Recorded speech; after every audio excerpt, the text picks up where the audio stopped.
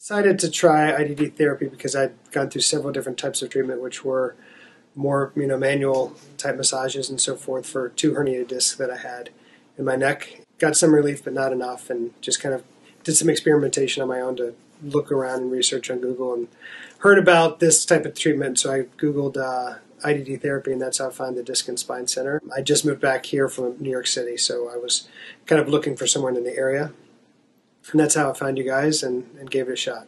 Definitely had one doctor say, you could have the disc replaced and have surgery to do that when they go through the front of the neck. And I was like, I don't think this is that serious. I mean, I was in some pain, but not to the extent that I think that could warrant surgery to that degree. But I learned every doctor kind of knows how to prescribe what they do. And so they make your symptoms fit their diagnosis. And so sure, I could go down that path, and it seemed much more risky, but I'd much more try to do more non-invasive treatments first. So that's why I came here. When I first came, I was probably at a pain level of 5, I'd say, out of 10.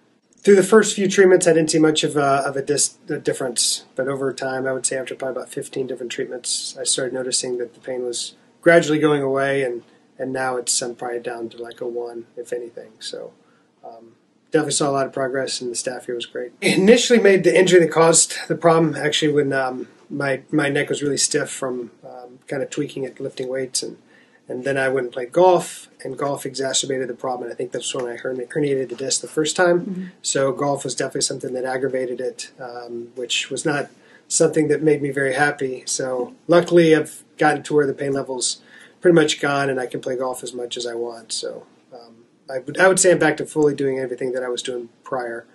For anyone that's contemplating going more down the aggressive end of the spectrum and thinking of surgery, I would just strongly recommend to try all the non-invasive, the more conservative approaches first, because surgery is irreversible.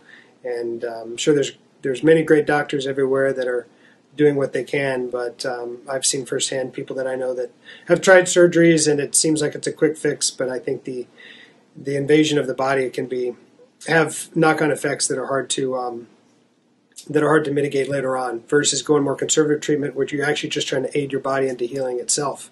And I think that's what this kind of therapy does, which is just really understanding the problem and then really just helping your body heal itself, instead of someone going in with a scalpel and trying to correct it with modern practices. So I would always try to err on the side of caution. If you exhaust all these opportunities, then maybe you consider it, but I would never do that as a first, second, or third course of a treatment. I think IDD therapy was great.